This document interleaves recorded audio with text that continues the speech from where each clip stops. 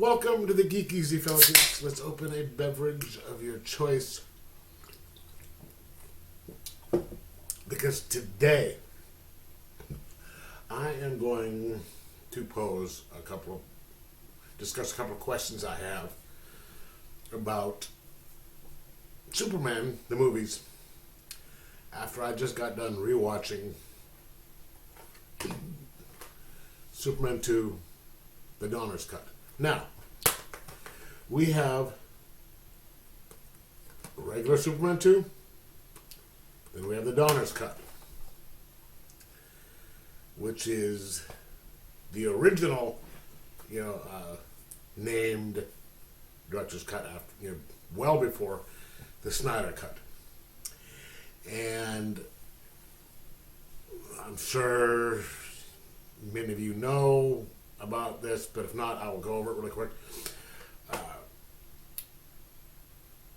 They were shooting Superman and Superman 2 at the same time. Richard Donner was working on it.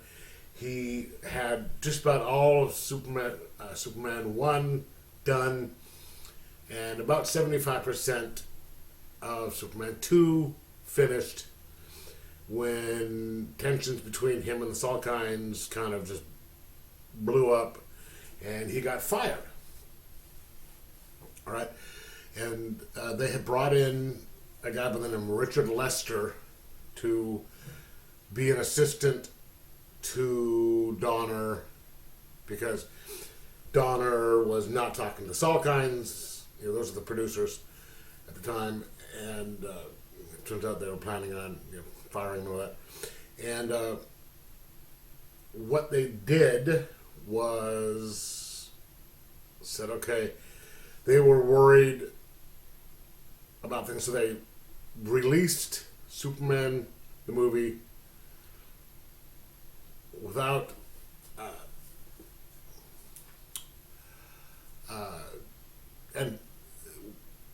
without finishing Superman 2, right? And they had that huge turn the world back scene already shot, and that was supposed to be at the end of Superman 2, right? But since they weren't sure that Superman, the movie, I should say, was going to be a success, they wanted to use that footage and then put it in at the end of Superman, the movie. And then they had to come up with an ending for Superman 2. And then they had Richard Lester reshoot certain parts of Superman 2, finish Superman 2, but in order for him to get credit, he had to shoot at least 50% of the movie. So they reshot certain scenes in the movie and then added some stuff in there, and hence there were some changes. And years later, they found the original footage of Donner's vision and had to use some test screening stuff, but they convinced him to put together the version that he wanted to make, and this is the version. Now, in my opinion, it is a better film. Arguably, Superman 2 is a better movie than the Superman the movie. Some people argue the original is better. Some people will say 2 is better. That I'm not going to get into because it's a matter of opinion. But here is some of the questions that I have. All right. Now let's get rid of some of those. First off, when they redid the movie, I know that they made a couple of changes for Superman 2. One of the changes they did was added a new beginning to it, which is that whole thing in France where the terrorists had gotten a hold of a neutron bomb, and they wanted to blow up. They were threatening to blow up the Eiffel Tower. All right. And then Superman comes along, shoots it up into space. It blows up in space, and that is how the Zod and the other two were released. The reason they did that is they seem to have changed the ending of Superman 1 more than just adding the reversing time thing. Because at the end of the original intention for the ending of Superman 1 was when Superman, there was the two missiles. The one, I guess, for the East Coast, the one that he successfully catches, he takes it up into space and it blows up. And that is the one that was going to release the trio. It goes up there, it blows up, it releases the trio. And then they start coming towards Earth at that point. All right?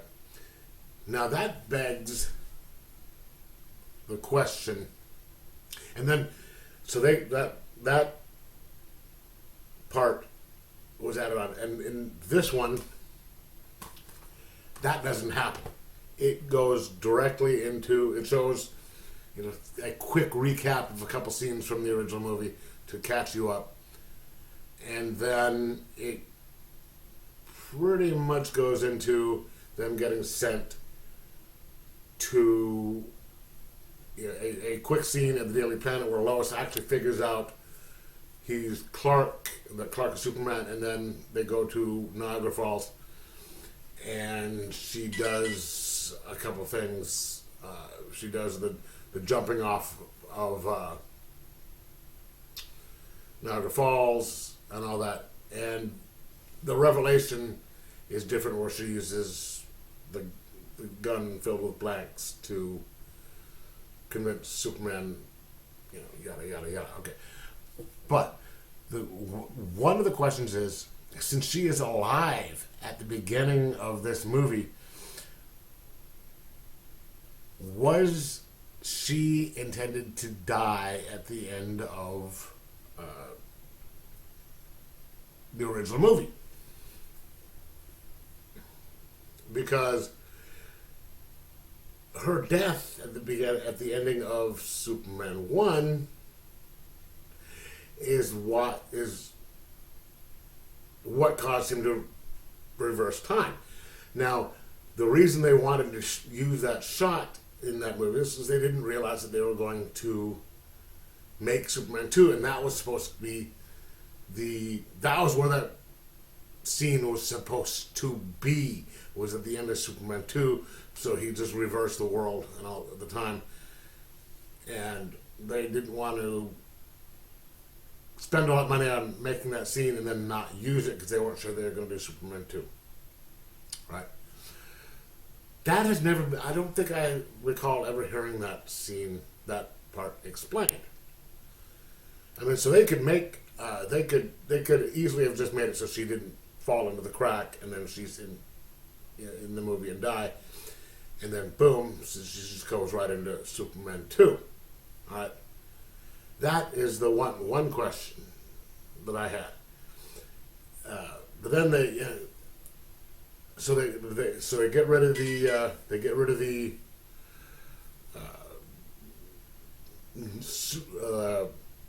French neutron bomb thing, and have a scene where Lois is figures out, she jumps out the window at the Daily Planet, and Clark conveniently runs down to the bottom, keeps her from figuring it out, and then boom, onto Niagara Falls.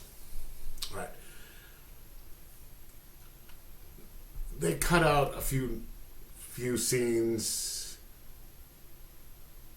in the movie and added a couple of other ones, like the discussion, the whole Superman Clark falling into the fire and burning his hand and all that. That's not in there. They have a scene where she's just like, oh, well, you know what? Uses a revolver with blanks to convince Superman that, yada yada. But the little minor detail here was Superman would have been able to tell if the gun had fired a bullet or not, because one, he's able to see if the bullet would have come out, and two, he would have felt if it had hit him, even if, but that's, you can just chalk that up to him wanting to actually wanting to let her know. But the main question, the one of the two big questions was, did she die at the end of Superman 1? And then so she obviously didn't, but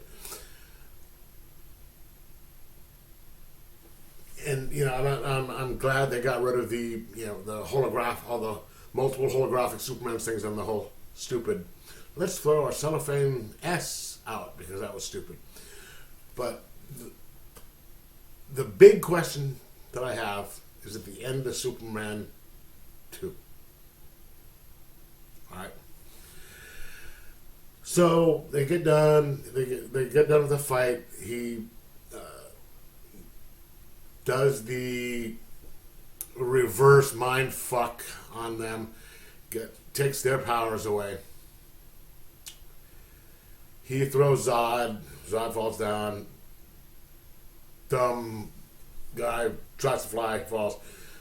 Lois hits the woman, she falls down. Now, one, Lex Luthor is still in the Fortress of Solitude, right? And he's sitting there, yeah, and they're like, and then the next scene that shows Lois Lane and Superman flying out of the Fortress of Solitude. And then Superman proceeds to use his heat vision to destroy the Fortress of Solitude. Last we hear, Lex Luthor is still in the Fortress of Solitude. So he just blows this thing up with Lex Luthor in there. What happened to Lex Luthor? Seriously, what happened to him? Superman just decides to destroy this thing and leave him in there? Sort of like in the end of the original Batman movie. I'm not going to kill you, but I don't have to save you. Okay. That's one. Two.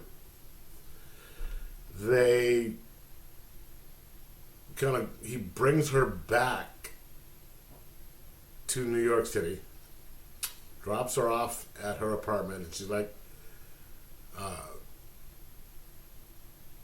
I'll see you tomorrow morning, and, it'll be a little bit different, and, I'm not going to be mean to you. Your secret is safe with me. And he's like, yes, I know.